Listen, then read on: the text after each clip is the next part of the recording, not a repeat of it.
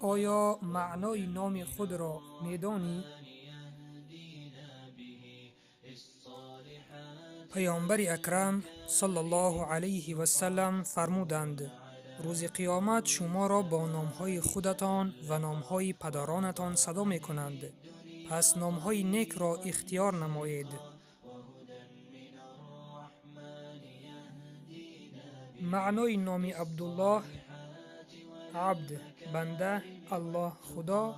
این نام عربی بوده معنایش بنده خدا می باشد و این نام یکی از بهترین نام ها به شمار می رود، چنانی که پیامبر اکرم صلی الله علیه و سلم فرمودند بهترین نام ها این عبدالله و عبدالرحمن.